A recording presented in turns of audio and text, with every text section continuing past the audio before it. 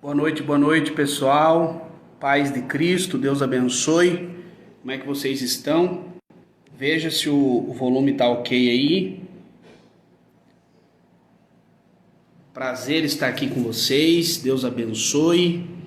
Ahn, Estou aguardando aí o nobre irmão Yuri, teólogo, um estudante das Escrituras, um rapaz, um homem muito sábio, né? E eu creio que vai ser um debate muito aproveitoso. Deus abençoe, tamo junto. Essa live já estava sendo comentada há alguns dias, vários irmãos pedindo, né? Vários irmãos deram a ideia. Eu estava com bastante correria aqui, mas hoje o Yuri fez um comentário lá, fez uma zoeira lá e eu falei, tem que ser hoje, amigo, vamos fazer hoje, e deu certo. Só estou aguardando ele entrar aqui. Por favor, você que já está aí, clica no coraçãozinho aí. Quanto mais coração, mais curtidas, mais pessoas são notificadas. Deixa eu já chamar o Yuri aqui, que ele já está na área aqui, ó.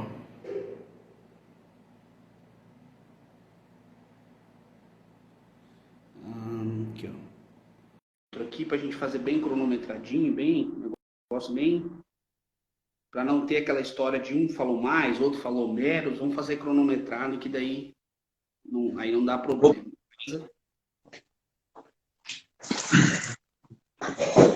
Boa noite, irmão Paz, tudo bom? Graças a Paz, boa noite, tudo bem? Tranquilo? Prazer em conhecê-lo.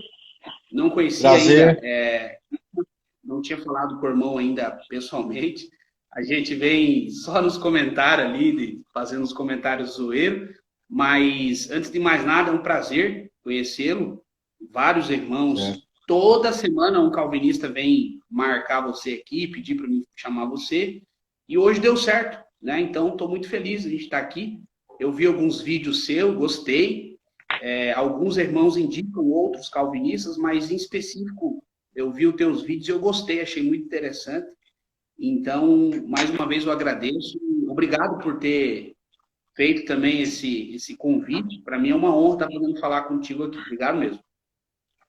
Nada, Diego. Valeu aí. Eu vi tu tomando um chimarrão, tu é da onde?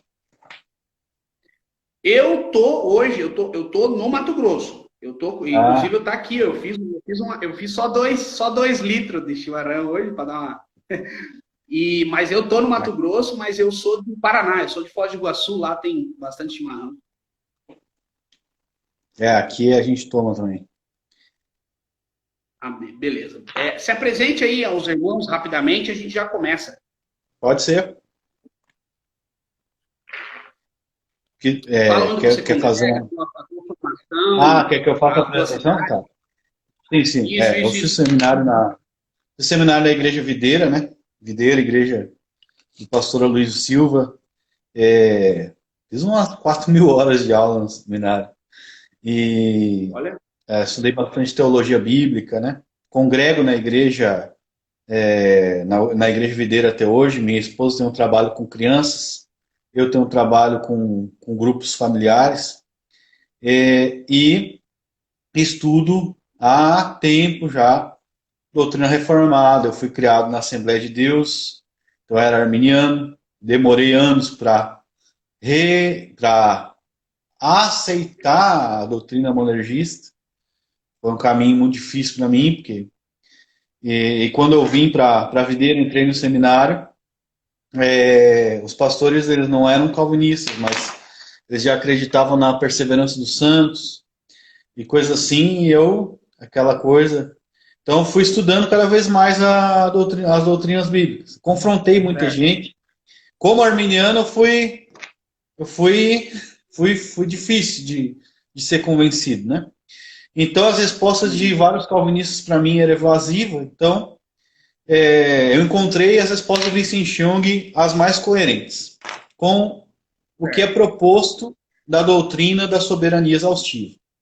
Né? Se alguém vai defender a doutrina dos decretos de Deus e não volta para trás, é o Chung. Os outros todos dão passinhos para trás e acabam falando uma coisa e depois dizendo, não, não é bem isso. Não, comigo não tem. É assim, e tu vai ver no debate. Não tem problema com um monte de Tá, coisa que um monte de calvinistas tem, tá? beleza, tranquilo.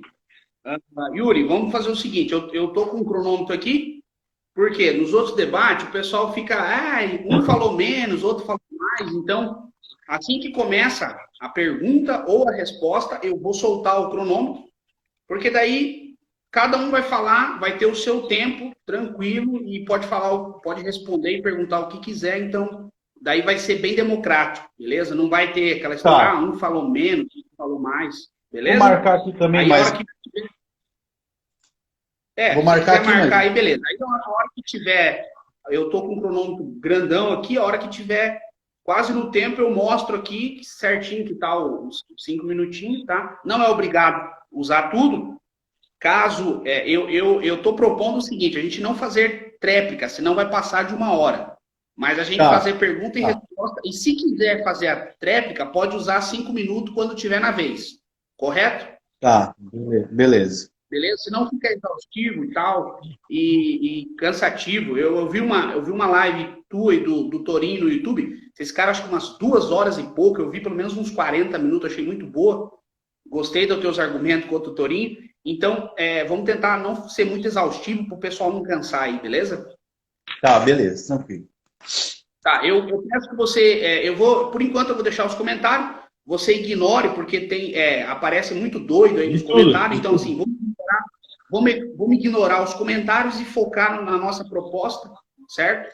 Que eu acho que vai ser bem edificante, principalmente para quem está assistindo, né? Eu creio que, acho que nós dois temos uma visão concreta do que acreditamos, então eu acho que torna mais edificante até para quem está assistindo, para quem tem alguma dúvida, beleza? Tá, perfeito. A única regra é sem ad hominem, beleza? Sem ofensas pessoais, assim, nas tuas lives eu vi que você dá risada, eu dou muita risada, então assim, não se sinta ofendido, a gente está aqui, 2 pais de família, certo?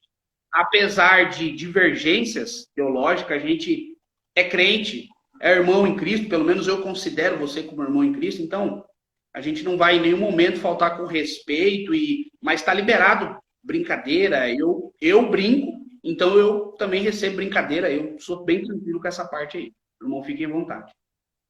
Beleza, pode ir lá. Bom, como você me desafiou, eu posso começar? Você se importa se eu começar? Pode. Não, pode começar. Tá, beleza. Então, gente, para quem está entrando aí, aperta o coraçãozinho aí, por favor, porque daí quanto mais coração, mais contas são notificadas.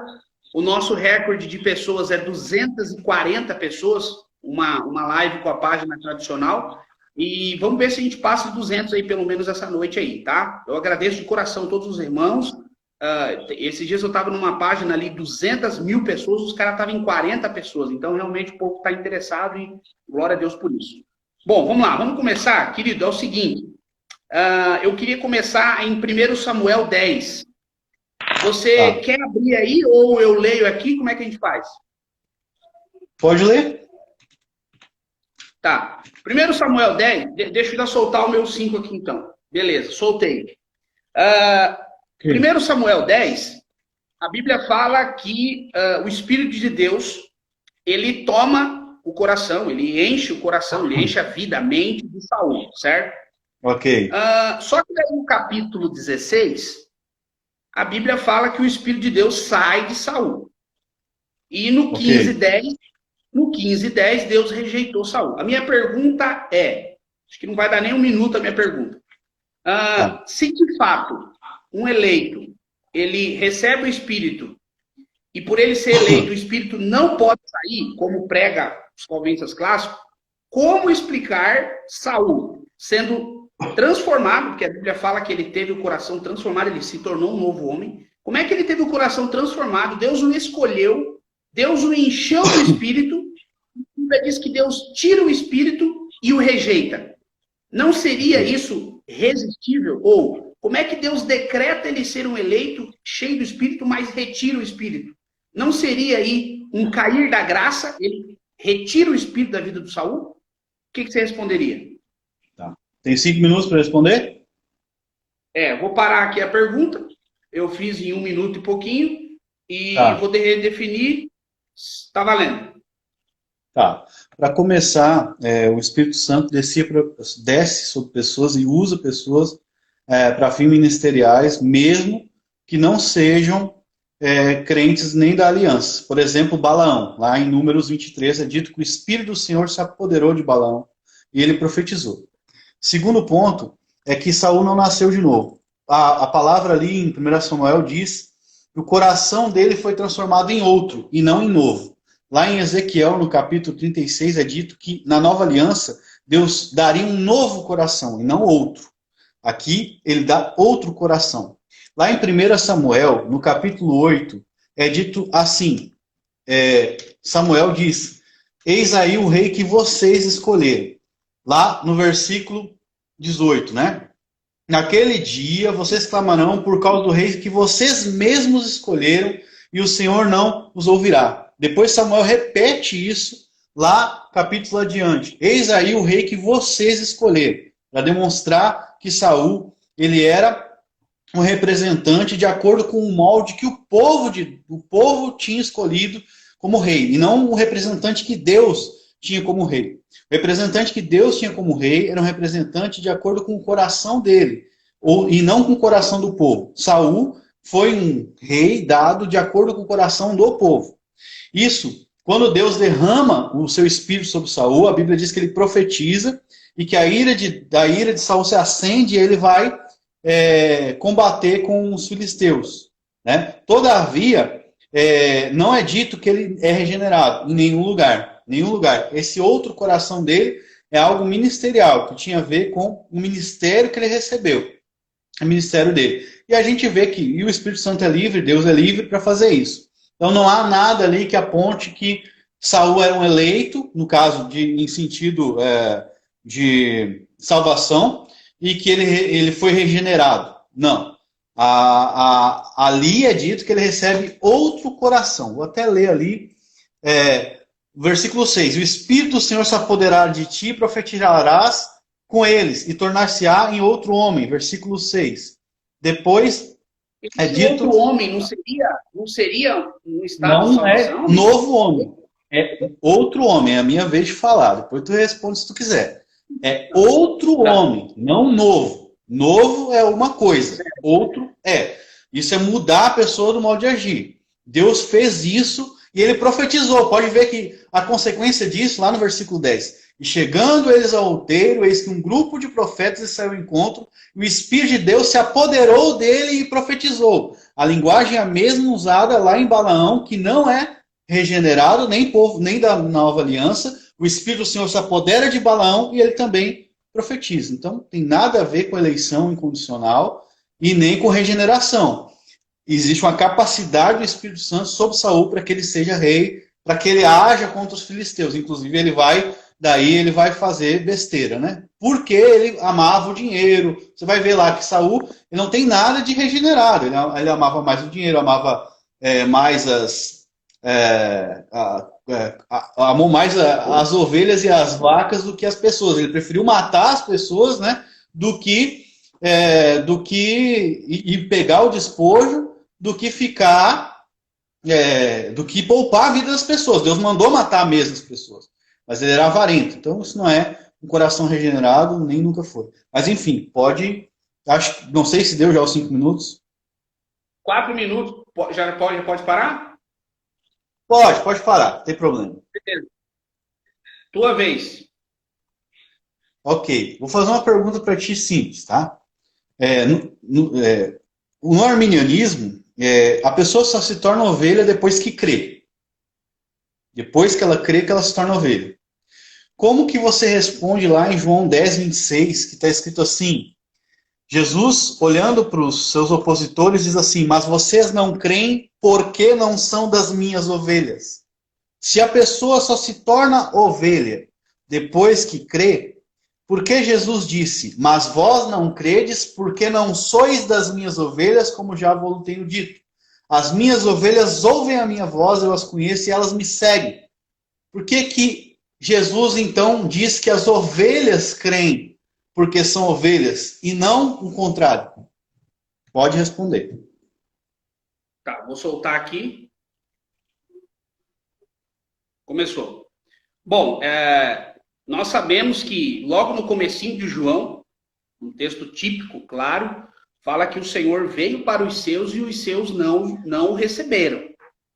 A pergunta é, será que esses seus aí não eram as ovelhas também? Se dizer que não era, já começa a contradição aí. Segundo ponto, de fato, o Senhor Jesus, ele tem os seus, e quem são esses seus na visão de Armínio? São aqueles que o Senhor Deus previu que creriam.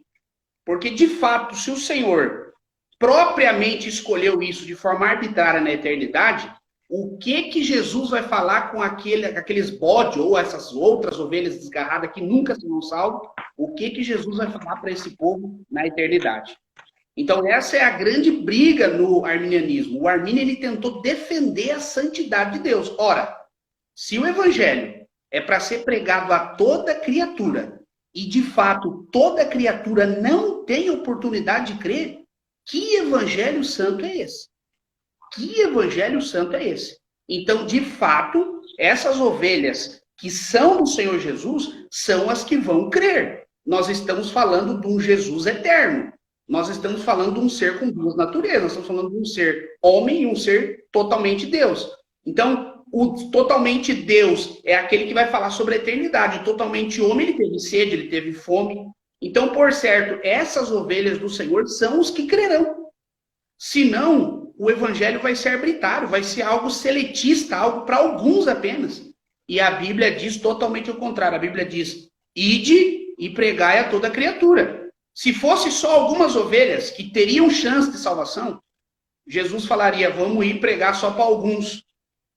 Não seria uma oferta justa, oferecer a graça, oferecer a salvação justa. Detalhe, Jesus diz assim, ó, Mateus 11, vinde a mim todos. Justa, todos justa quem? De acordo com qual todos quem? Todos quem? Todos pecadores? Se de fato todos pecaram e Jesus chama todos que estão cansados, o evangelho, na visão de Armínio, é para todos. Esse seria o meu ponto. Essas ovelhas do Senhor são os que crerão. Não tem outra alternativa. Se eu falar que essas ovelhas são apenas algumas que o Senhor escolheu, o evangelho é seletista. Se eu disser que essas ovelhas que não são de Jesus, tá dando interferência aí? Mas tá bom, pode continuar. Se eu disser que essas ovelhas só são algumas que o próprio Jesus escolheu na eternidade, eu estou dizendo que o evangelho é seletista, elitista e é só para alguns. Essa seria a minha resposta. 3 minutos gastei. Tá. Cara, tu não respondeu, porque Jesus diz que as pessoas creem porque são ovelhas dele. E a Bíblia não pode se contradizer. Não pode. Agora, por exemplo, usa esses minutos na tua. Usa esses minutos na tua. Tá. Porque agora essa é a minha lá em João, no capítulo 1, no capítulo 1, versículo 12, veio para o que eram seus. Os seus não receberam, mas a todos aqueles que nele crê, deu-lhes o poder de serem feitos filhos de Deus. Mas o verso 13 diz, os quais não nasceram do sangue, nem da vontade da carne, nem da vontade de homem nenhum, mas de Deus. E Jesus está explicando por que alguns judeus não creem. No contexto, Jesus está falando... Mas eles não conseguiram rejeitar? Eles não rejeitaram? Eles rejeitaram, e Jesus está explicando por que eles rejeitaram. Ele diz, mas vocês... Ele está explicando. 25, respondeu Jesus, já tenho dito e não credes. As obras que eu faço em meu Pai, essas testificam de mim. Agora Jesus vai explicar por que eles não creram. Mas, ou seja, agora eu vou explicar. Vós não credes porque não sois das minhas ovelhas. Jesus está explicando o porquê, a causa do porquê da questão. Você citou Mateus 27, vinde a mim todos que estão cansados, sobrecarregados, e eu os aliviarei. Mas você tem que ler o contexto. Oi. Deixa eu... Usa os teus minutos, não tem tréplica, usa essa tua argumentação na tua resposta, que agora eu preciso fazer a Ok, tá, minha. não tem problema. Tá, eu vou te fazer a pergunta. Tu quer que eu faça a pergunta, é isso? Não, cada um fez uma, agora eu faço a segunda. Tá, mas agora é minha vez de te perguntar, não é? Ou é a Não, tu tua? fez agora. Não, Tá, você acabou de fazer uma para mim. Eu fiz a tá, primeira, tu fez agora a primeira, agora eu vou para minha segunda. tá, sem Beleza? problema. Pode ir lá, pode ir Vamos lá. lá. A minha é lá em Gênesis 4. Ok. Gênesis 4:7. Deus fala o seguinte para Caim. Essa é clássica. Ok. Se bem fizeres, não haverá aceitação para ti. E se não fizeres bem, o pecado já as porta. Para ti será o seu desejo. E sobre ele dominarás. Deus está dando uma exortação para o Caim, está dando uma chamada de atenção no Caim, trazendo para a linguagem de hoje. Para que o Caim estava pecando, tinha pecado, e o pecado já estava à porta. E Deus diz assim, Caim, você precisa dominar. Deus estava dando uma advertência para o Caim não fazer, não deixar o pecado sucumbir. A pergunta é, se o irmão acredita no determinismo, que Deus determinou, Deus decretou, alguns calvinistas não têm, dizendo que Deus decretou o que Caim faria.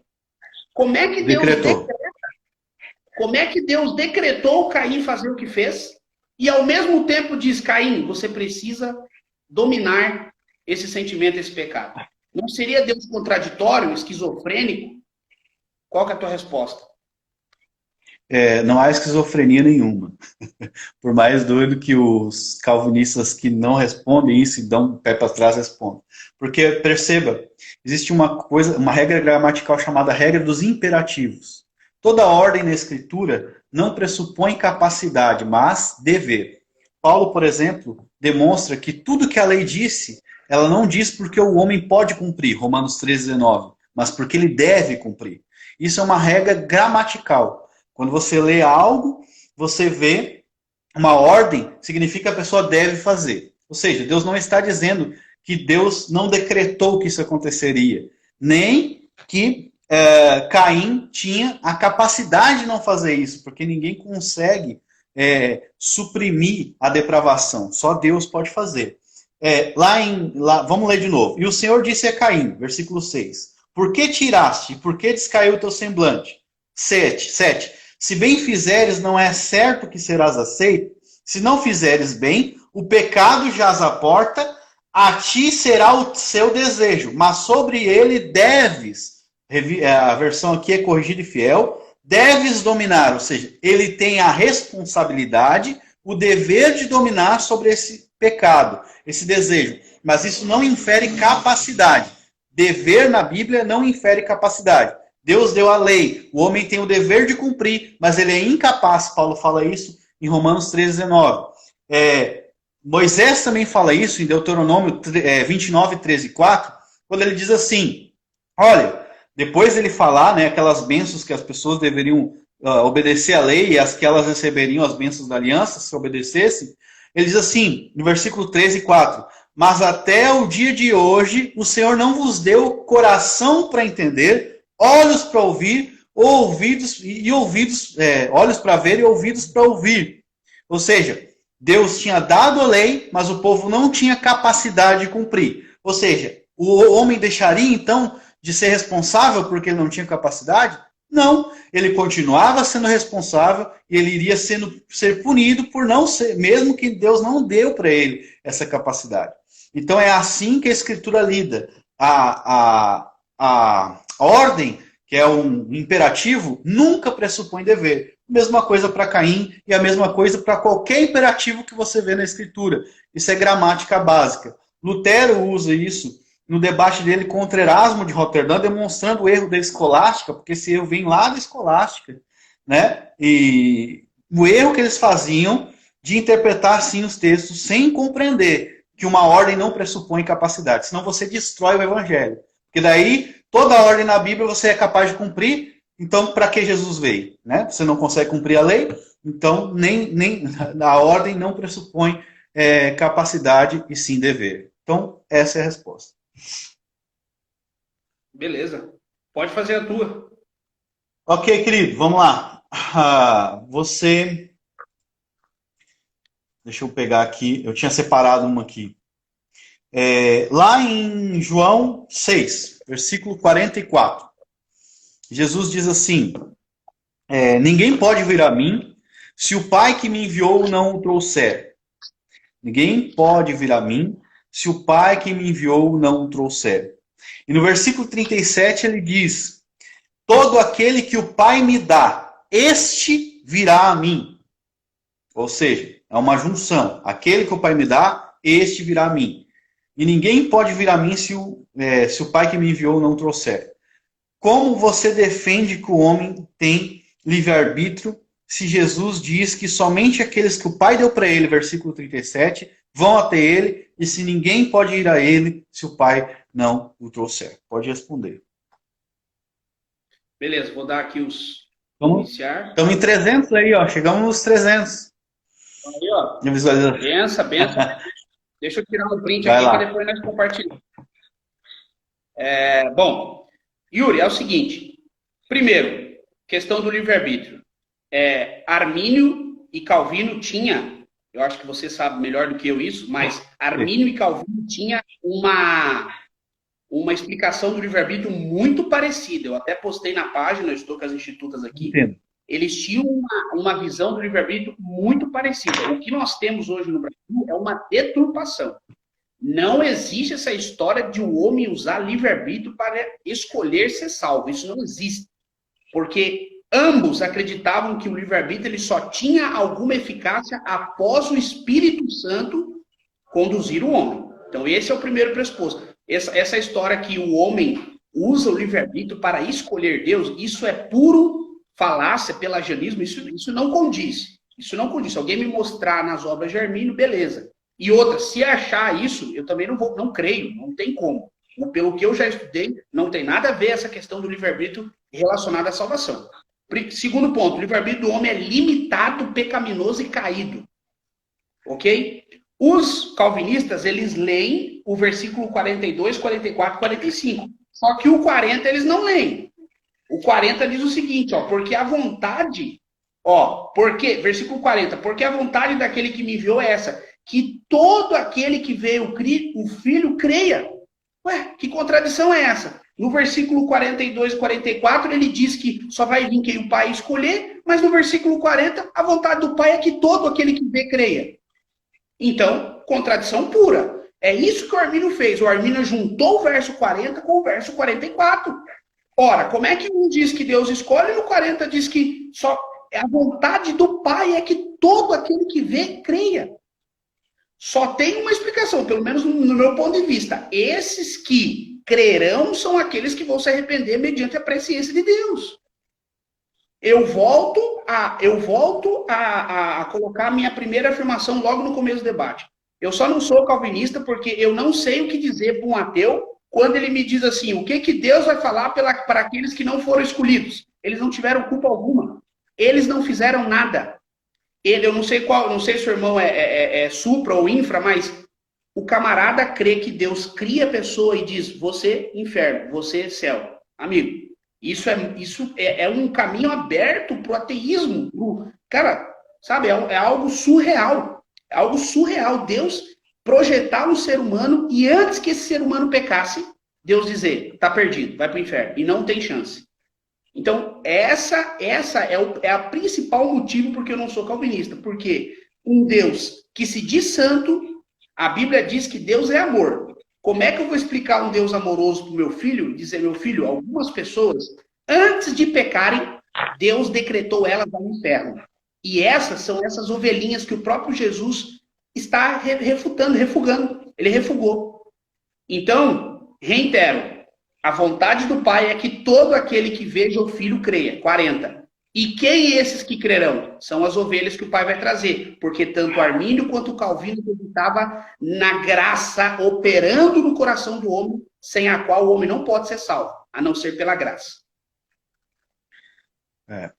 Essa resposta aí, ela não satisfaz. Por exemplo, Jesus disse que aquele que vê o Filho e crê nele, não todo aquele que vê o Filho creia nele. A Corrigida e Fiel traz assim: portanto, a vontade daquele que me enviou é essa, que todo aquele que vê o Filho e crê nele tenha a vida eterna.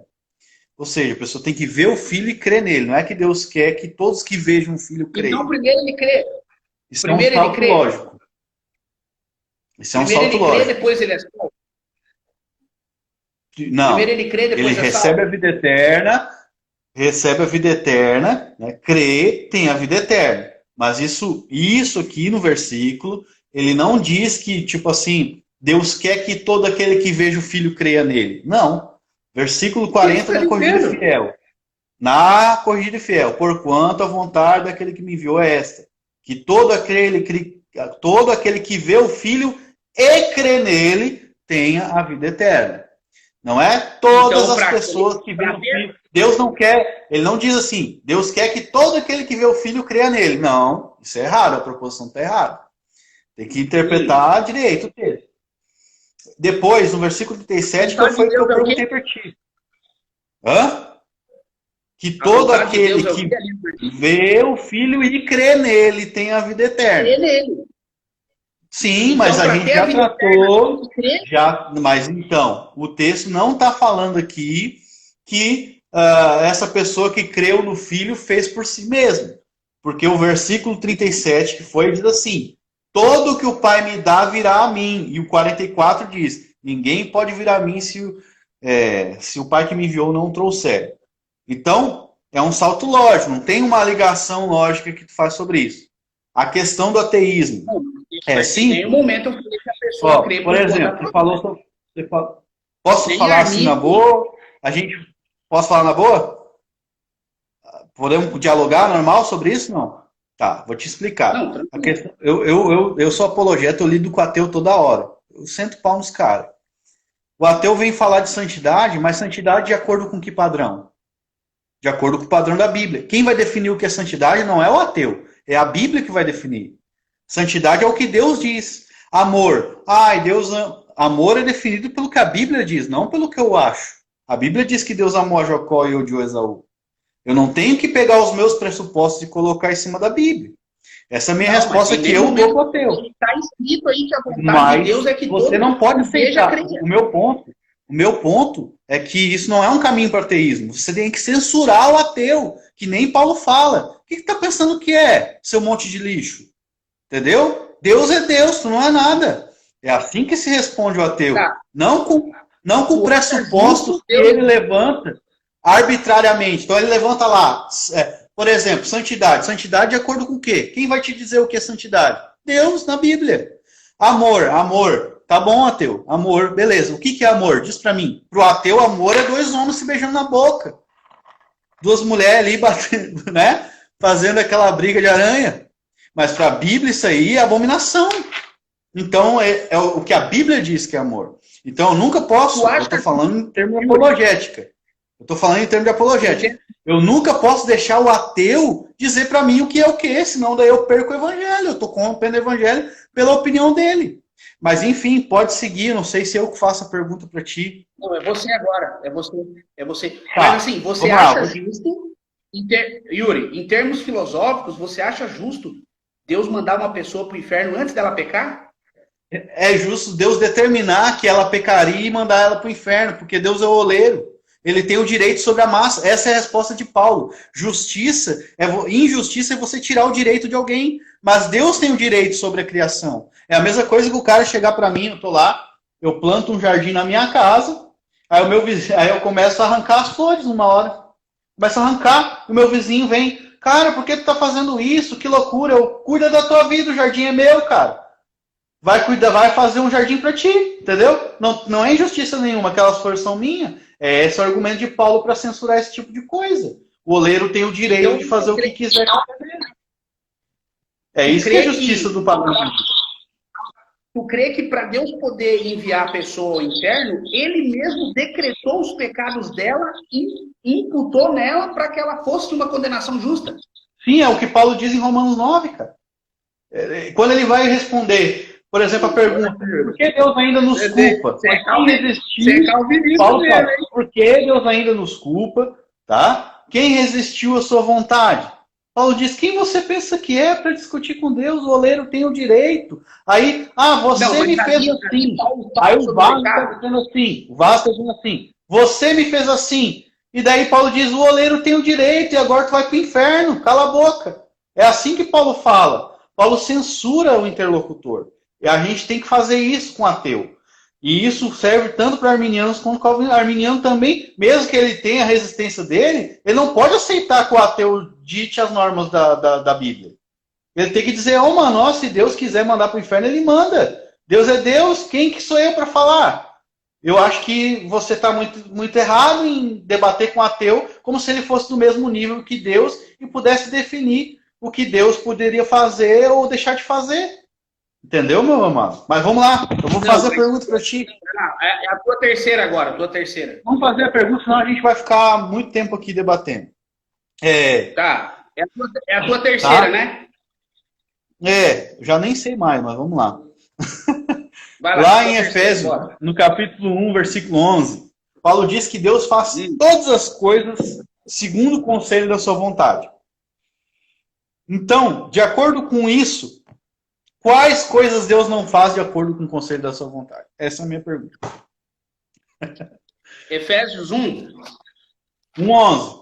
Paulo diz que nós fomos predestinados segundo o conselho daquele que faz todas as coisas conforme o conselho da sua vontade. Aquele que faz todas as coisas conforme o conselho da sua vontade. A pergunta é, o que Deus não faz de acordo com o conselho da sua vontade? Deixa eu colocar um minuto aqui. Tá. Tá, deixa eu entender a pergunta. Você acredita que a Deus, as coisas acontecem exatamente porque Deus quis assim? O que Paulo diz, Deus faz toda... Paulo diz, Deus faz todas as coisas segundo o conselho da sua vontade. Ou seja, quais coisas Deus não faz de acordo com esse conselho da vontade dele? Certo. Só para o pessoal entender. Então você crê que tudo que acontece é por causa da vontade de Deus, é isso? É lógico. É o que Paulo está falando aqui.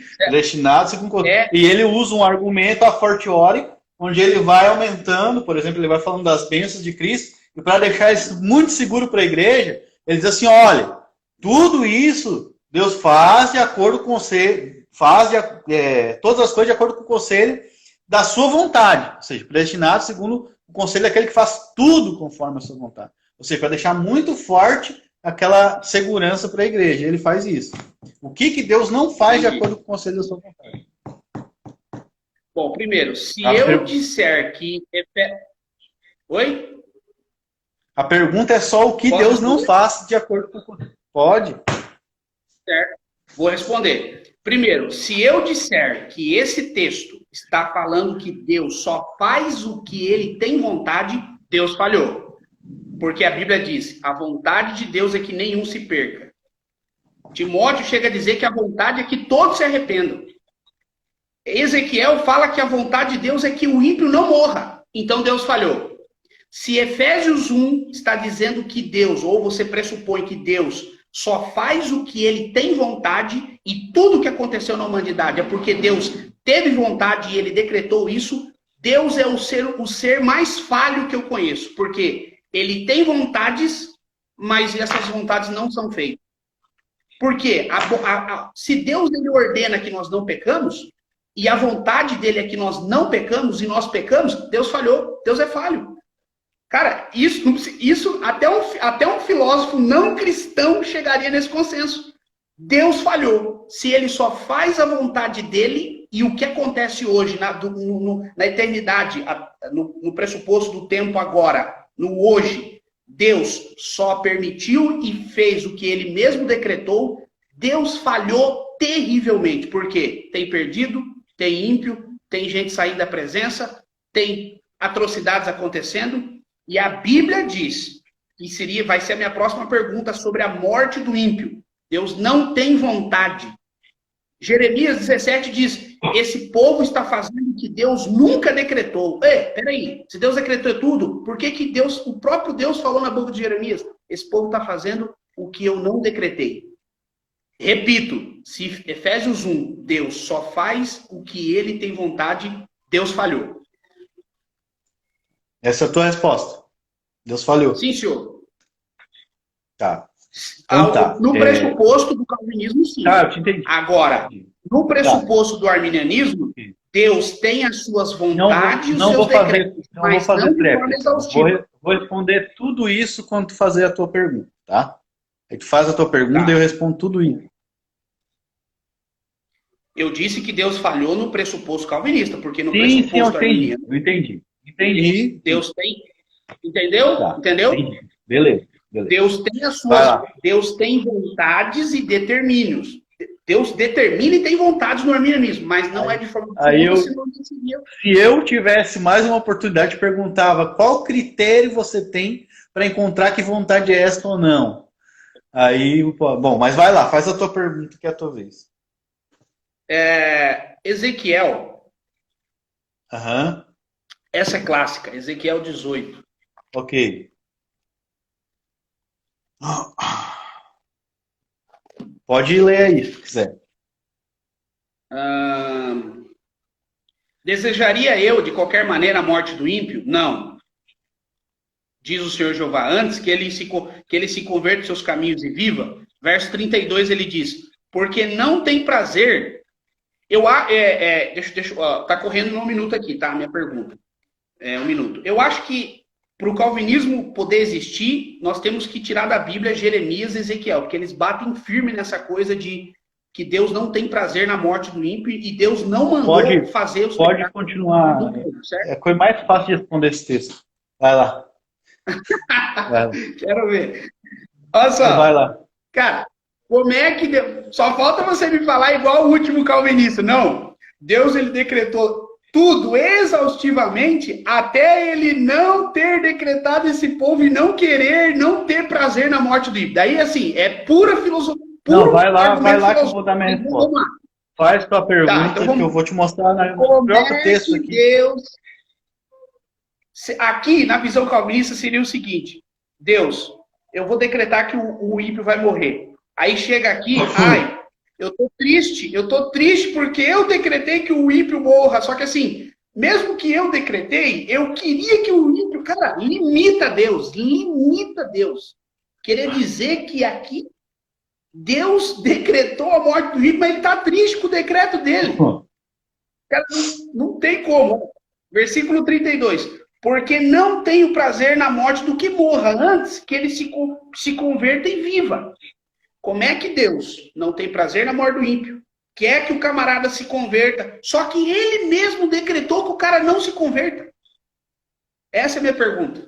Tá, beleza. No versículo 21 tá assim, ó. Mas se o ímpio se converter de todos os pecados que cometeu e guardar todos os meus estatutos e proceder com retidão e justiça, certamente viverá. O que Deus está dizendo aqui? Ele não está falando no sentido de decreto. Ele está falando no sentido de preceito. Deus quer que o ímpio se converta e obedeça aquilo que ele ordenou. Mas isso, como a gente viu, é o dever de todo homem, e não o decreto de Deus. Quando Deus fica triste... Não tem livre-arbítrio. Da onde que tem livre-arbítrio? Está vendo livre-arbítrio onde não tem. Mas se o ímpio se converter, e obedecer os meus estatutos, a questão é, o ímpio pode fazer isso? Ele tem capacidade de fazer? Não. Se ele não nascer de novo, se ele não receber de Deus poder de... Não pode. Mas ele é obrigado, ele tem, e Deus quer que ele obedeça isso. Isso é vontade preceptiva, se chama. E lá no final, que é o versículo que tu leu, Deus não tem prazer na morte dele, diz o Senhor. Convertei-vos. O que é isso? Preceito de novo. Deus quer que ele se converta. Mas o prazer é no quê? O prazer tem a ver com o preceito. Deus quer que ele obedeça a ele. Não tem a ver com o que Deus determinou, com a vontade decretiva de Deus. E não são duas vontades. Outra coisa, Deus falar num sentido antropopático, que seria Deus tomar, por exemplo, argumentos como ficou triste, o Senhor pesou o coração dele, ficou triste, não significa que Deus não decretou isso ou não decretou aquilo. Porque a Bíblia diz que Deus não quer, por exemplo, que nem você viu aqui, mas diz também que os filhos de Eli, lá em Samuel, 1 Samuel 2:25, os filhos de Eli não ouviam a voz do seu pai, porque o Senhor os queria matar. Está escrito ali, pecando o homem contra Deus, né? Eli está falando contra eles. Pecando o homem contra o homem, os juízes julgarão. Pecando, porém, o homem contra o Senhor, quem rogará por ele? Mas não ouviram a voz do seu pai, porque o Senhor os queria matar. Então, se Deus não tem o prazer na morte do ímpio no sentido decretivo, então seria errado Deus desejar matar eles, ao invés de desejar que eles vivessem e se arrependessem. Então está errado esse pressuposto. Também lá em Êxodo, no capítulo 10. Eu gosto desse texto porque ele é muito prático. Lutero usa ele contra Erasmo. Êxodo 10, por exemplo, versículo 1. Depois disse o Senhor a Moisés: vai a Faraó, porque eu tenho endurecido o seu coração e o coração dos seus servos para fazer estes meus sinais no meio deles. Não vamos entrar agora se coração Yuri, para... Calma. Não, calma. Yuri. Deixa eu terminar minha resposta. O texto é Ezequiel. Versículo 2. E para que contes aos ouvidos de teus filhos e dos filhos dos teus filhos as coisas que fiz no Egito, e os meus sinais que tenho feito dentre eles, para que saibas que eu sou o Senhor. Deus disse: eu tornei o coração endurecido de Faraó. No versículo 3, Deus chega para Moisés e diz o seguinte: assim Moisés e Arão foram a Faraó e disseram: assim diz o Senhor dos Hebreus: até quando recusarás humilhar-te diante de mim? Deixa ir o meu povo para que me sirva. Claramente aqui, vontade oculta de Deus, ou decretiva. Versículo 1 e 2. Deus já havia determinado endurecer o coração de Faraó. Faraó se endureceu primeiro, não interessa. Deus já endureceu ele aqui. Mesmo assim, Deus está ordenando que ele se arrependa.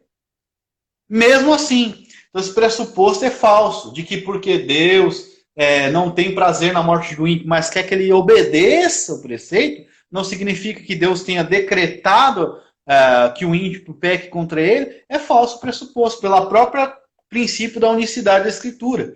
A Escritura demonstra que Deus queria matar os filhos de Eli e não tinha prazer que eles desobedecessem os seus preceitos. Mas mesmo assim, ele decretou isso para punir, porque eles eram vasos de ira e Deus determinou isso para o inferno. Não tem nenhuma contradição nisso. Nenhuma. Uma coisa é preceito, outra coisa é decreto. Acabou? Deixa eu ver aqui. Jeremias, tu falou Jeremias, 19, capítulo 5. Quer ver outro? Um exemplo. Quantos tempo tem aí? Deixa eu ver. Acho que acabou o tempo, deixa eu ver. Tá. Não, deixa. Bom, é rapidinho. Porque edificaram os altos de Baal e queimaram seus filhos no fogo e holocausto a Baal. Coisa que nunca ordenei, nem falei, nem veio em meu pensamento. Ou seja, ordenei, de novo, tem a ver com o que Deus ordena, com o preceito. Pode ir lá. Finalizei. Pode ir lá. É você agora, a tua última. Tá, vamos lá. Vamos para a parada final aqui. Bom, Deus não escolhe pessoas, indivíduos, né? Incondicionalmente. Como você responderia a Romanos 9, versículo 24, por exemplo? Todo o contexto, tu já conhece, então vou citar só o versículo 24. Vai nos poupar todo, tá? Eu não sei o que tu defende. Alguns dizem que a eleição é só corporativa, tem a ver com Israel e igreja. Esse versículo aqui, ele impossibilita essa interpretação. Por quê? 23. Para que também, 9:23, desse a conhecer as riquezas da sua glória nos vasos de misericórdia, que para a glória já dantes preparou, os quais somos nós, a quem chamou não só dentre os judeus, mas também dentre os gentios. Ou seja, Paulo está dizendo aqui que os vasos de misericórdia são aqueles chamados dentre judeus e dentre gentios. Então não existe uma oposição de Israel e igreja. Existem pessoas chamadas dentre judeus e dentre gentios. E essas pessoas são os vasos de misericórdia. Como você responde isso, segundo a premissa do arminianismo? Pode responder aí.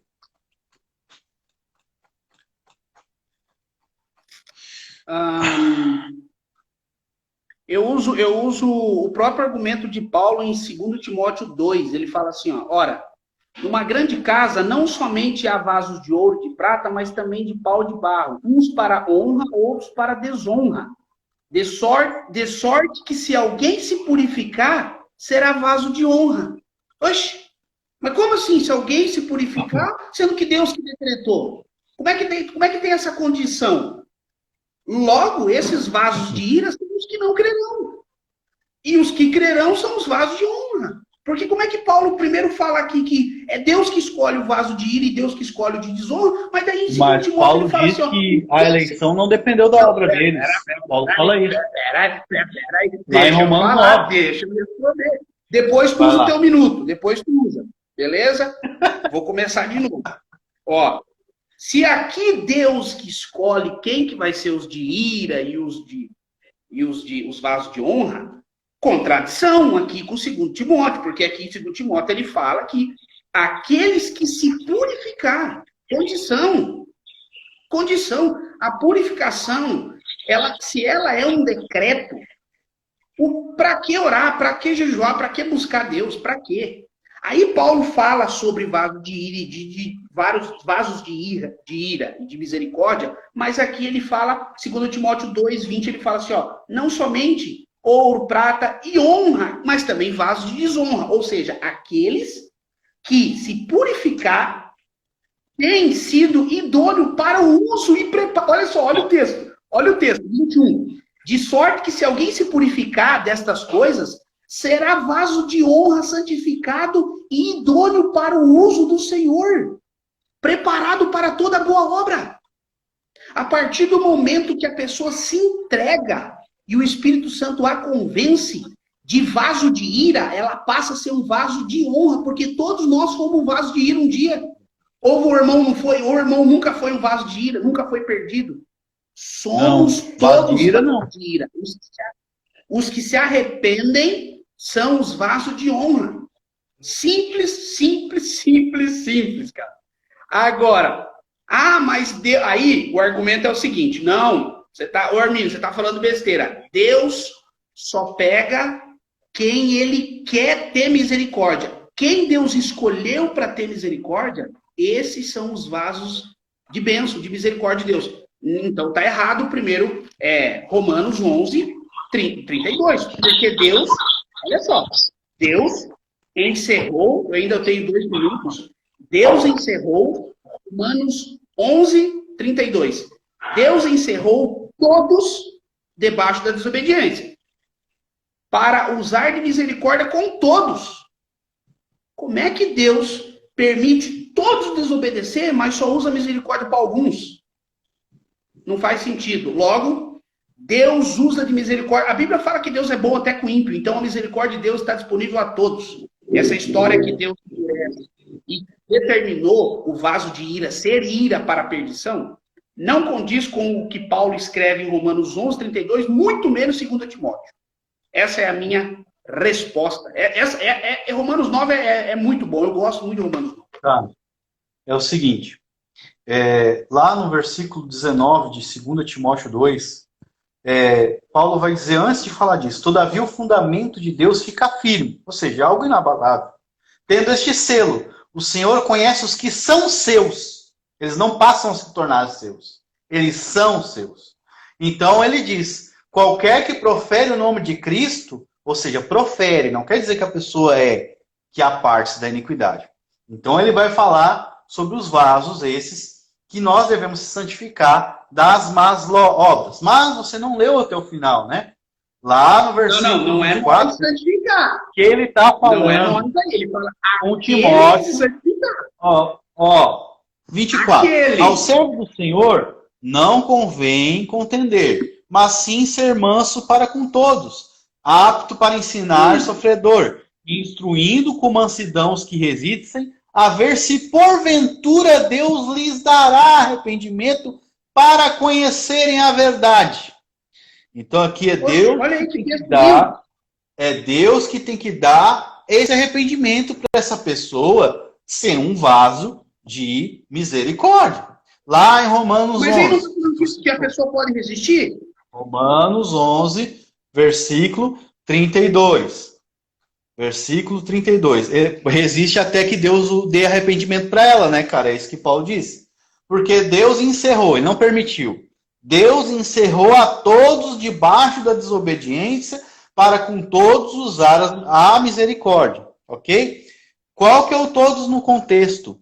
Judeus e gentios. Ele está tratando aqui, desde o versículo 1, judeus e gentios. Deus colocou todos os judeus e todos os gentios debaixo da desobediência por meio de Adão.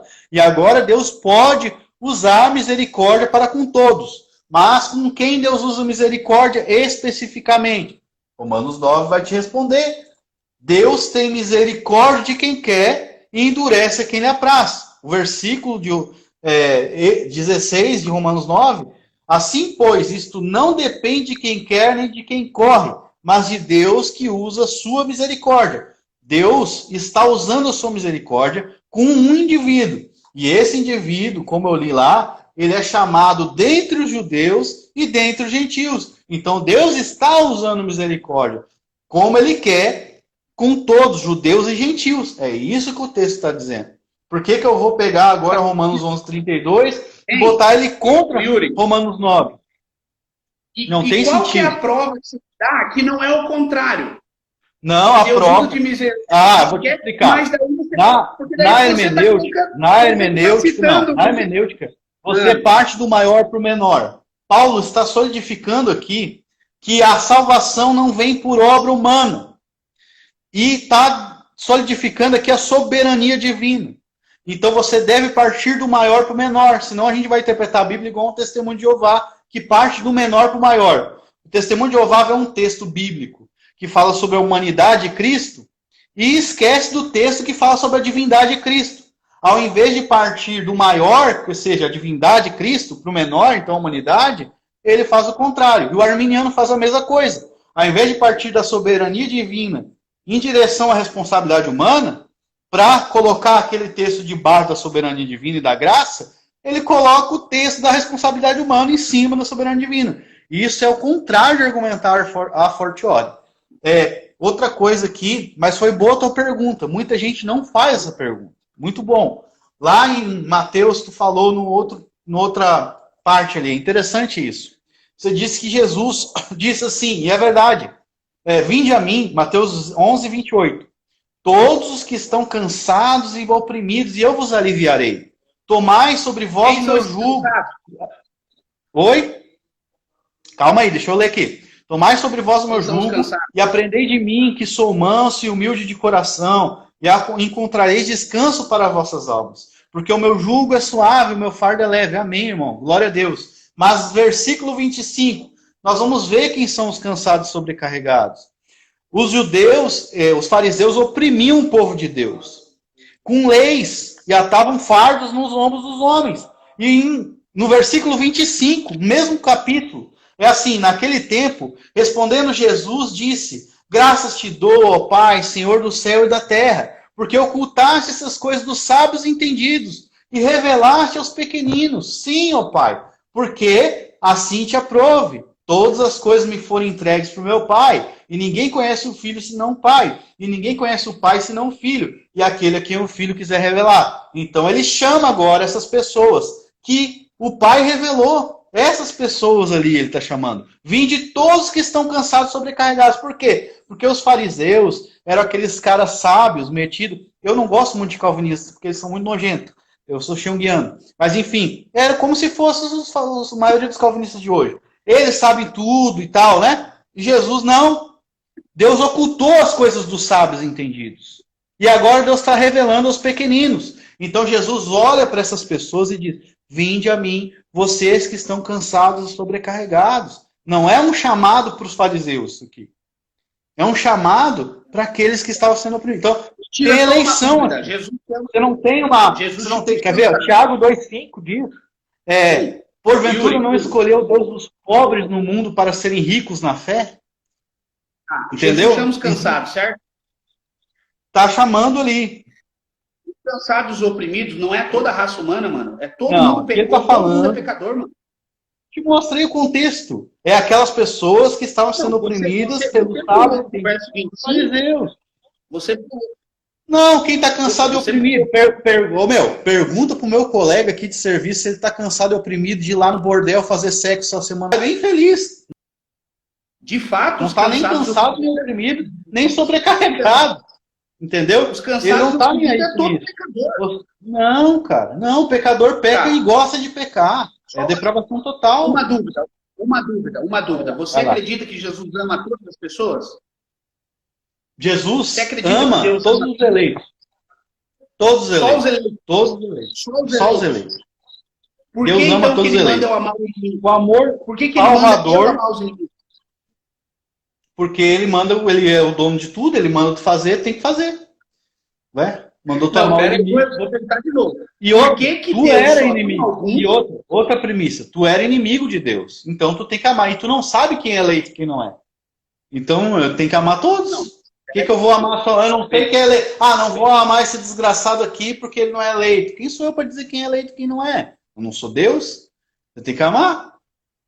Entendeu? Se Deus ama só alguns, por que ele manda eu amar todos? O próximo, o inimigo, Porque quem me ele que persegue? dá. Cara, porque ele que dá a lei, não é contraditório. Ele manda você fazer isso, você é um ser humano. Ele é Deus. Deus consegue amar. Como Você que ele consegue ama amar todo mais que mundo? Deus? Como que ele ama todo mundo se ele odiou Esaú? Como que ele ama todo mundo se ele fez vaso para ira? Não tem lógica, não tem contradição. Então, aí que tá, a pessoa vai ter que escolher. Ou ela é arminiana ou calvinista, por isso que não tem meio termo. Ela vai ter que escolher. Ou Deus realmente ama todo mundo e não odiou Esaú, mas amou ele. Ou Deus não ama todo mundo e faz vaso de ira. E essa é a versão. É isso que faz sentido. Por quê? Porque a Bíblia ensina. Claro que faz. Deus é o dono de tudo. Deus é quem manda. Presta atenção. As leis. Como que eu sei o que é certo e errado, Diego? Como tu sabe o que é certo e errado? Porque a Bíblia diz para ti. Não é tu que vai dizer que Deus deve amar todo mundo. Não, é Deus que tem que dizer para ti se ele ama todo mundo ou não. Aí se ele mandar, por exemplo, tu ir lá e amar todo mundo e tu disser, ah, mas tu não ama todo mundo, e daí? Ele vai olhar para ti, e daí? Eu te mandei fazer isso? Qual que é a lógica? Então, Deus é que manda na coisa, não? Como é que o ser humano consegue amar o próximo e Deus não ama os próximos, as pessoas?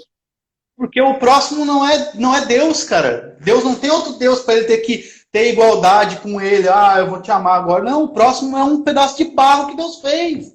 Um ser humano que ele fez, um para ira e outro para misericórdia. Isso é transcendência divina. Deus ama quem ele quer, tem misericórdia de quem ele quer. Deus é Deus. A gente coloca Deus no lugar dele. É simples. Entende? Não tem muita coisa. Eu não tenho dificuldade de dizer isso. Outra coisa, lá, por exemplo, quer ver um exemplo aqui, ó? Não pode amar mais do que Deus. Primeiro, porque o amor do homem ele tem interesse em tudo. Você não pode amar incondicionalmente alguém. E outra, você só ama alguém porque Deus opera em você o querer realizar para te amar alguém. Lá em Timóteo você falou, 2, esse texto aqui. Deus quer que todos os homens tenham sorte.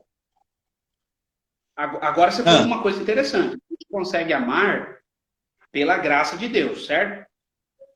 Então você está querendo dizer que a graça de Deus faz com que eu ame os meus inimigos, mas o próprio Deus não consegue amar os inimigos? Não. A graça de Deus faz com que você ame as pessoas, porque Ele mandou, e essa é a lei. E a graça te faz cumprir a lei. Mas isso não significa que Deus ama essas pessoas. Deus pode usar esse amor que você tem, por exemplo, pelo próximo, para o próximo vir te oprimir, que nem Saul oprimia Davi, e depois Deus ia lá e se vingar em cima dele.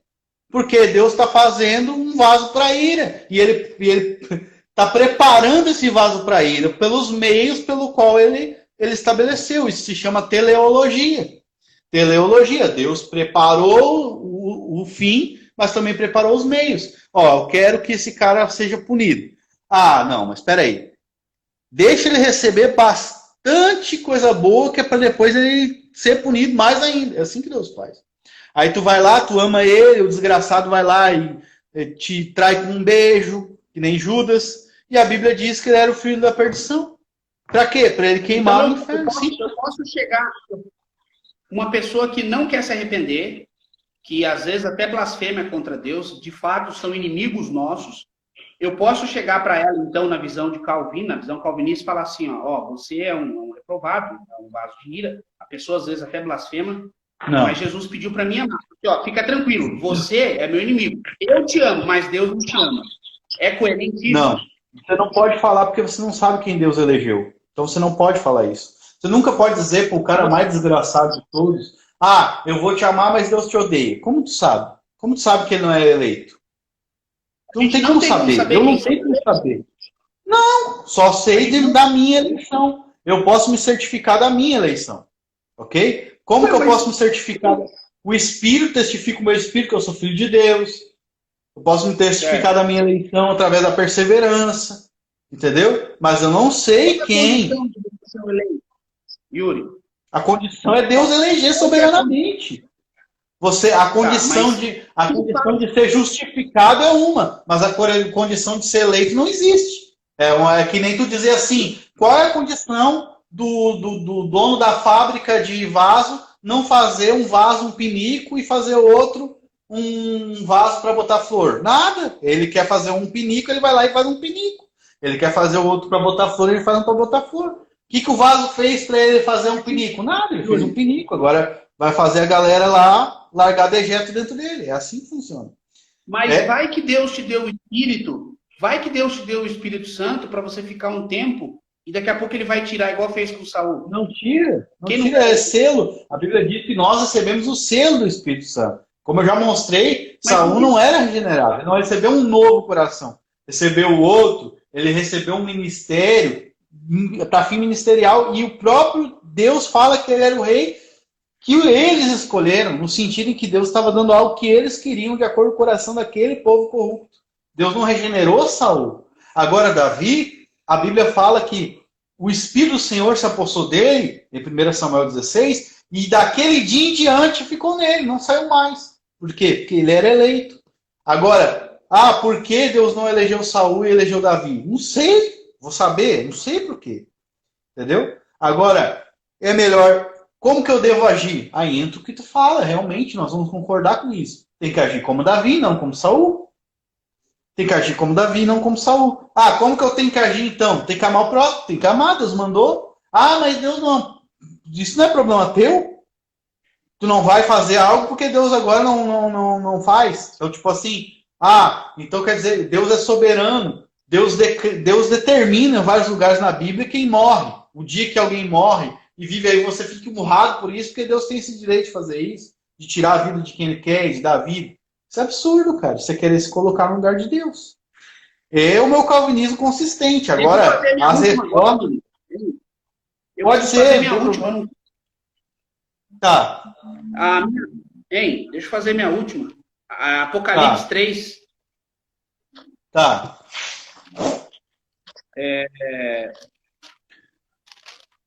Diz assim o texto. Eis que vem, Apocalipse 3:11. Eis que venho sem demora, guarda o que tens, para que ninguém tome a tua coroa.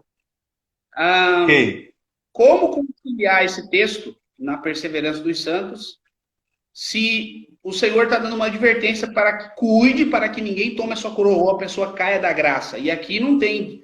Um dia eu perguntei isso para um... Deixa eu colocar o tempo aqui.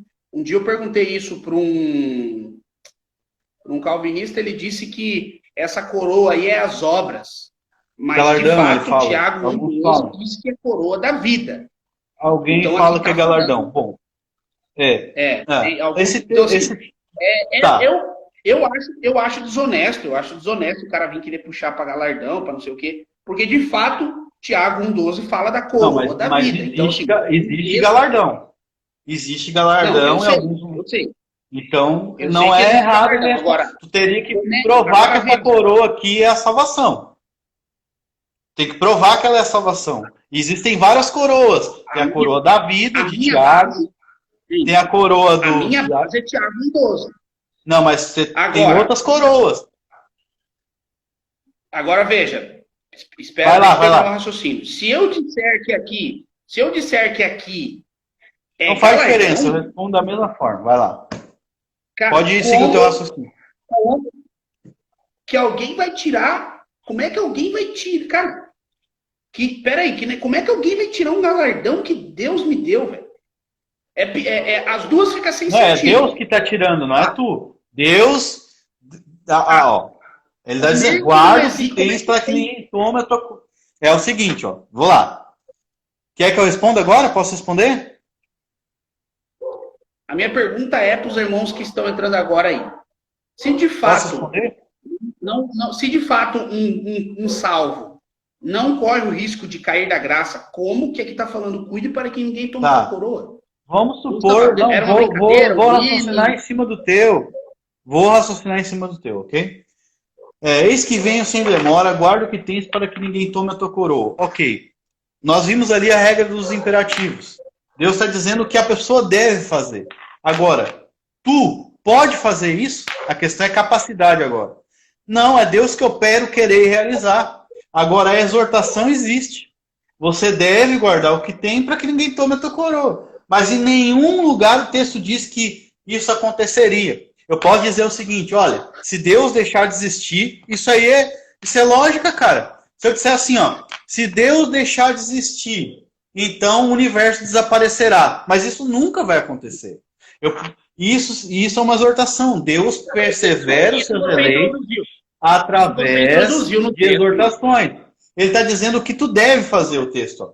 Guarda o que tens, seja galardão, seja salvação, não importa. Tá? Você é seminarista. Ó, Yuri. Sim. Yuri. Sou. Você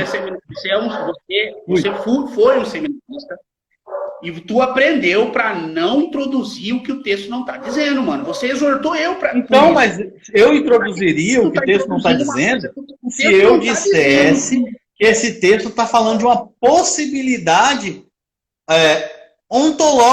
lógica de acontecer e não ontológica. Tem diferença de possibilidade ontológica.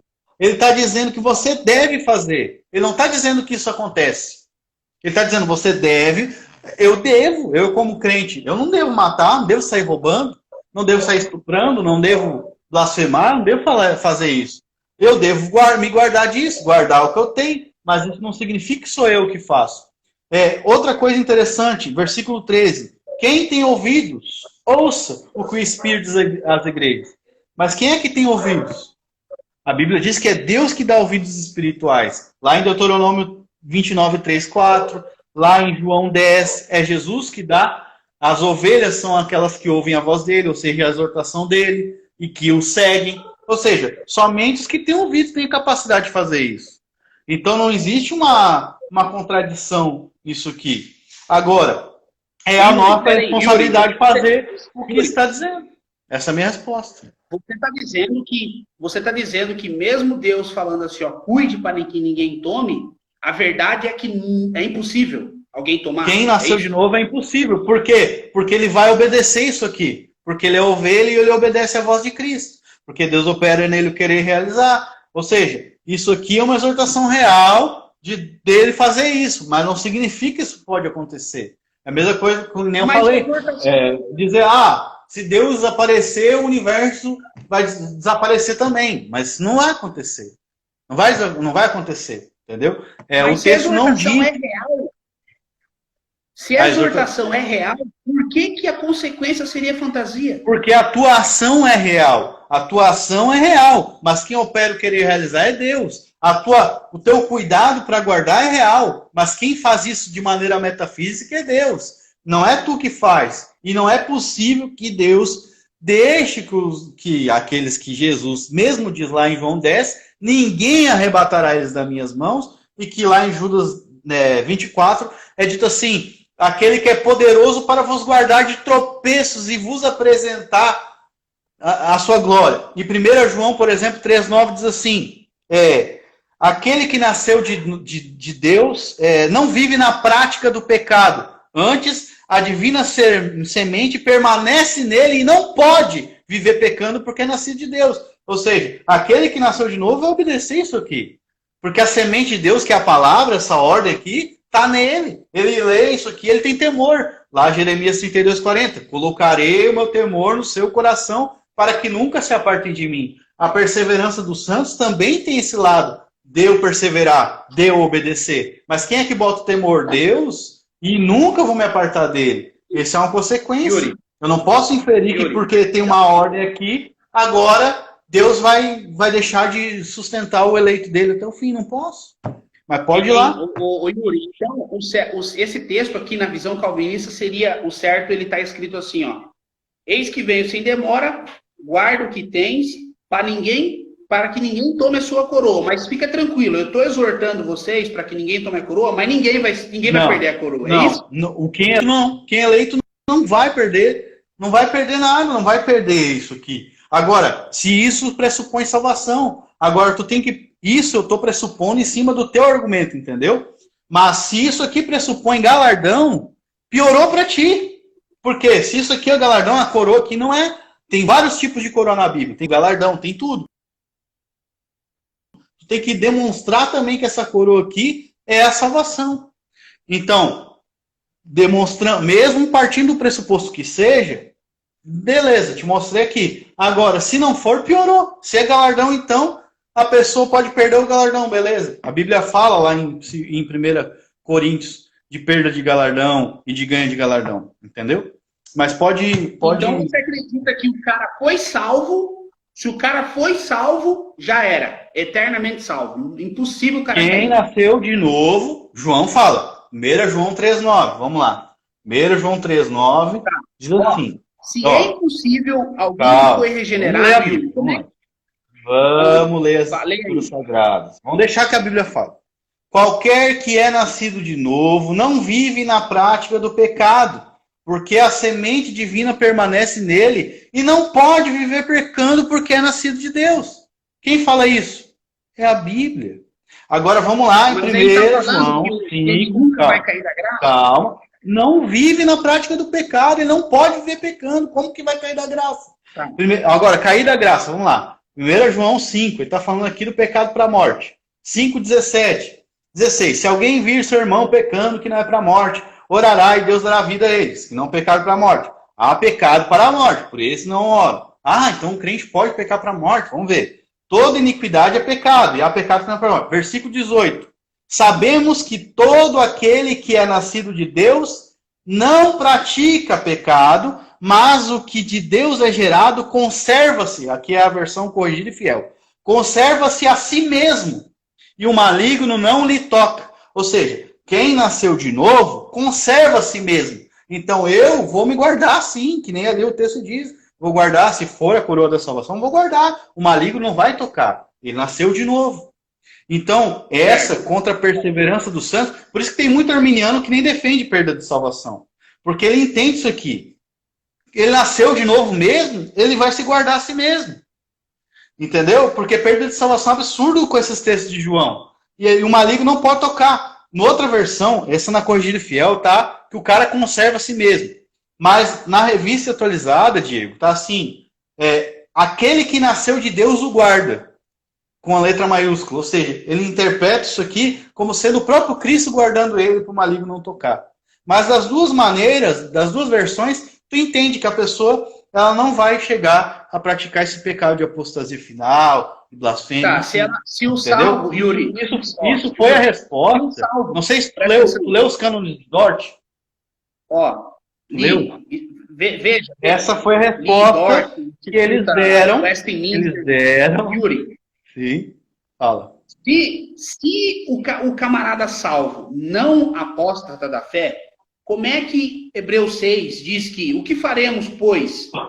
É impossível aqueles que foram iluminados, provaram o dom celestial, fizeram participando do Espírito Santo, provaram a boa palavra, recaíram e serão, e outra vez, renovados para o atendimento. Cara, vamos ver ali é o uma contexto. criptonita. Hebreus 6...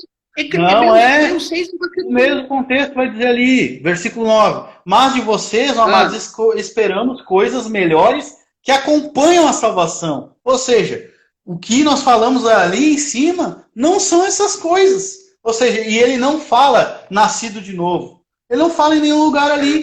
Ele fala de pessoas que provaram. E no grego a palavra provaram ali. A palavra provaram, no lá. grego, é a mesma palavra que Jesus, quando eles oferecem vinagre para ele, ele recusa. Ele não bebe. Ou seja, ele bota na boca e joga fora. Eles botam na boca dele e jogam. Essa é a palavra provaram do celestial. Tá. Ou Então, seja, essa pessoa não nasceu de novo. Yuri, não. Ali tem uma palavra que quebra o teu argumento. Onde? Cadê? Vai lá. Palavra. Uma palavra. Versículo 6. Qual? Arrependimento. Arrependimento. Tá, e daí? Se está falando arrependimento, porque ele se foi salvo. Não, cara, eles foram renovados. Não foram, vou te dizer. Versículo renovados para arrependimento. Mas leia o contexto. Leia o contexto. 6, arrependimento. Yuri, não, só cara, ele faz a analogia da chuva e da terra. Não arrependeu. Ele foi renovado para arrependimento. Não, ser renovado para arrependimento é ser renovado pela pregação. Ali o versículo 7. Porque a terra que embebe a chuva de muitas vezes cai sobre ela, produz erva proveitosa. Ó, a chuva caiu várias vezes sobre ela. E o que ela produziu? Isso é arrependimento. Erva proveitosa, nasceu de novo. Mas aqui produz espinhos, ou seja, não se arrependeu. E Abrolhos é reprovada. Então não é uma pessoa que se arrependeu. É uma pessoa que recebeu a doutrina e não se arrependeu. E isso é refutado por 1 João 2,19. Aqueles que saíram de nós, mas não eram dos nossos. Porque se fossem dos nossos, permaneceriam conosco. Atenção. Como é que o cara não se arrependeu, sendo que o texto diz com todas as letras? Ó, não diz que se arrependeu. Versículo 6. 6. Leia. Recaíram e sejam outra vez renovados para arrependimento. Para arrependimento. Mas eles não é. Onde diz assim, eles se arrependeram. Não se arrependeram, eles foram renovados. Ou seja, eles receberam a palavra de Deus para se arrepender, mas não se arrependeram. Ele usa a analogia da chuva, Diego. Tem que ler todo o contexto. A chuva caiu sobre a terra. O que a terra produziu? Erva proveitosa. Recebeu a bênção de Deus. E o que a outra terra produziu? Foi condenada. Ou seja, o que é o renovo para arrependimento? É a chuva a terra que embebe a chuva é a doutrina. Pega lá Isaías 55, é a doutrina. Goteja a minha doutrina sobre a terra. Como é que o cara foi iluminado? Dom celestial. O que é, cara, dom celestial? A salvação não é dom? Não, cara, claro que é um dom. Tudo é salvação, tudo é dom celestial. Mas aqui ele está falando, porque é impossível que os que já foram iluminados e provaram o dom. Eu já falei, essa palavra grega aqui não é engolir o dom. Ela botou na boca e não ingeriu. É a mesma palavra quando Jesus está na cruz lá, eles dão vinagre para ele e ele rejeita. Essa pessoa não comeu, não colocou para dentro de si o dom celestial. É isso que ele está falando, de uma pessoa que recebeu uma forte influência de palavra de Deus e depois abandonou. O que é o contexto da carta de Hebreus? A carta de Hebreus é bem simples. A carta de Hebreus ela foi escrita para judeus que estavam deixando Jesus de confiar no sacrifício dele. Esse argumento é muito fraco, Yuri. Esse argumento é muito não fraco nada, esse é o contexto da carta. Isso é o contexto da carta. Eles estavam deixando o cristianismo indo para o judaísmo. E aí ele está dizendo, essas pessoas elas receberam essa chuva da doutrina da graça de Deus, que a salvação vem só pela graça. Mas elas estão pisando no sangue de Jesus. E elas foram renovadas para arrependimento. Mas o que elas geraram? Elas se arrependeram? Não. Elas geraram espinhos e abrolhos. Não, né? Em 1 João 2,19. Saíram de nós, mas não eram dos nossos. Se fosse dos nossos, teriam permanecido conosco. Eu acho que é bem simples de entender. Tem como a pessoa receber o Espírito Santo e não ser salva? Recebeu o Espírito Santo Balaão recebeu o Espírito Santo e nunca nasceu de novo. Novo nascimento é a obra que o Espírito Santo opera dentro da pessoa. O texto aqui não diz que a pessoa nasceu de novo, né? Ele diz que ela foi participante do Espírito Santo. Isso aqui não é que ela nasceu de novo e que o Espírito Santo não é habitação, porque o texto não diz que o Espírito Santo habitou nela. Não é habitação. Vou repetir, o que é participante do Espírito Santo? Não é habitação, não é habitação. Uma pessoa pode ser participante na comunidade da igreja, a pessoa vem aqui, recebe uma influência e chora, recebe a doutrina e não se arrepende.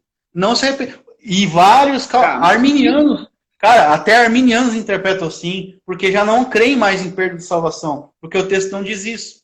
Além disso, existe a questão da linguagem fenomenológica, onde o autor, não, mas o que quando ele está fazendo... Yuri, o que significa participante do Espírito Santo? Hã? O Espírito Santo é Deus. O que significa...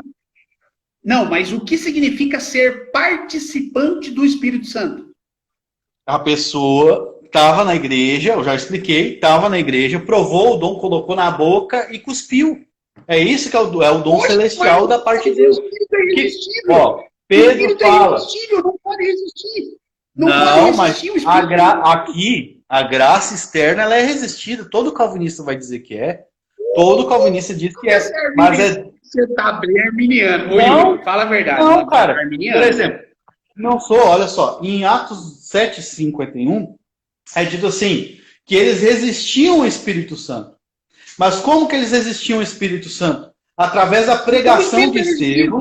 Calma, deixa eu terminar. Através da pregação de Estevão e através lá do Antigo Testamento, Estevão diz, ó, vocês resistem ao Espírito Santo como seus pais faziam. Como os pais deles resistiam ao Espírito Santo. O Espírito Santo possuía um profeta, exortava eles e eles resistiam.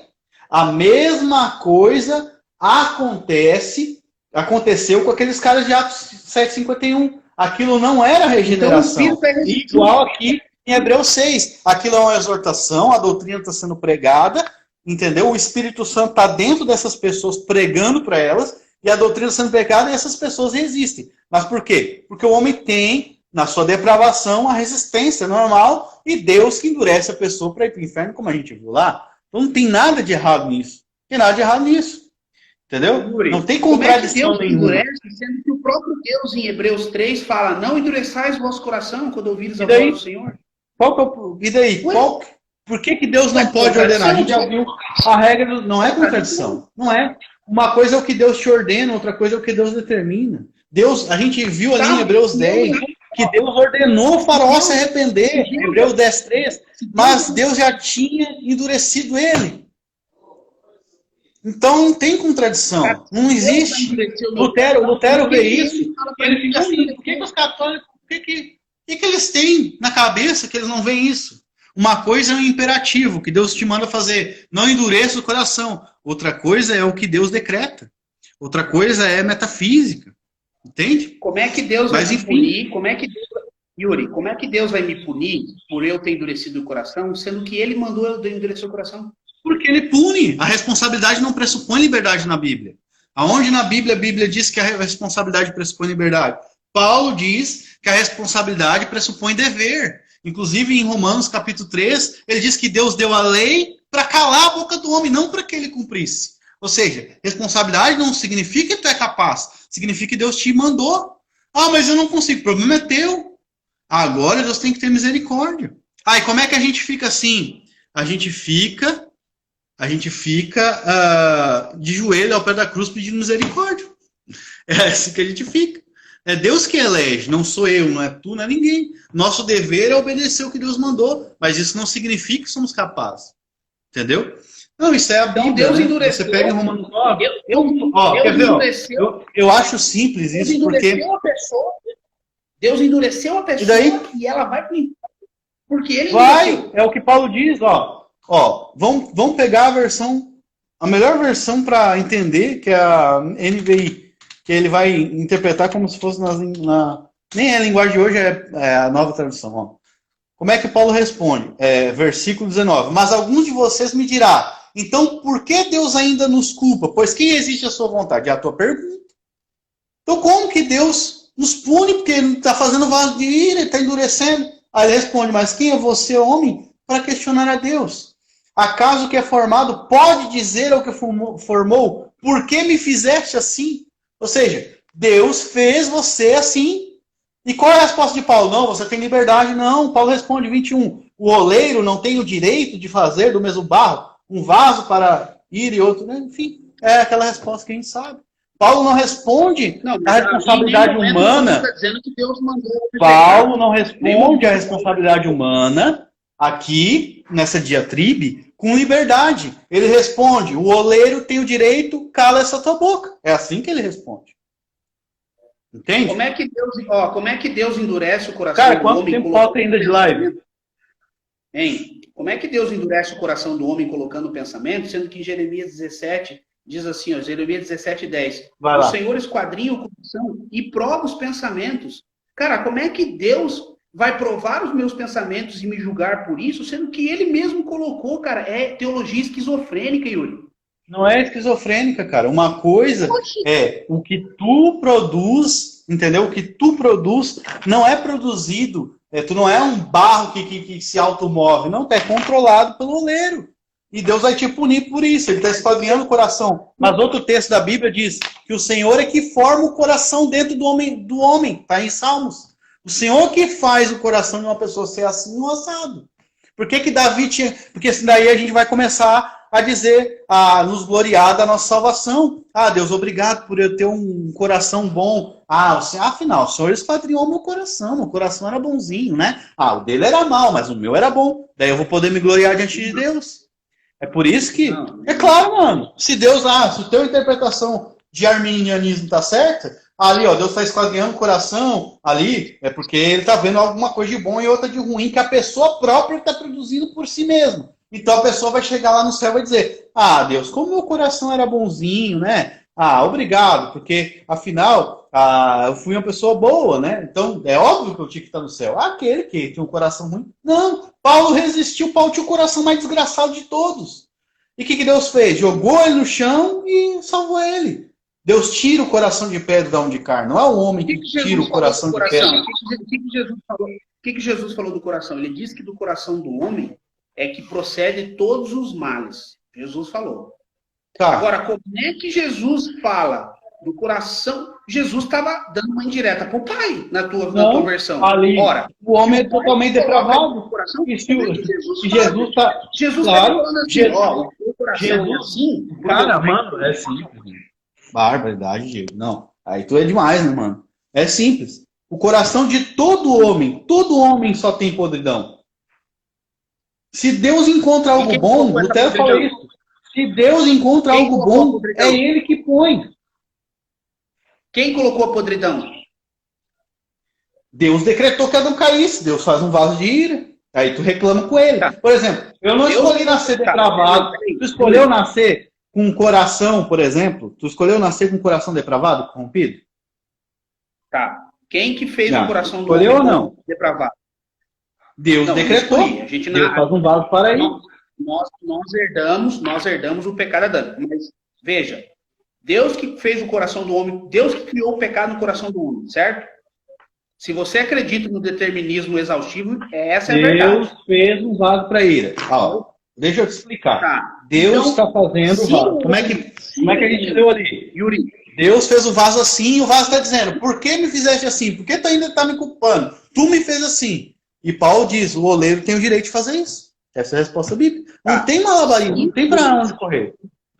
Se Deus colocar isso no coração do homem e o homem não teria outra escolha, vai ser julgado pelo quê? Se ele não teve escolha, cara, Deus colocou e acabou. Ele é julgado porque Deus o julga e condena, fez para a ira. De acordo com as ações dele, que o próprio Deus determinou que ele fizesse. Tem mistério. Que mistério que tem? Paulo está falando isso em Romanos 9.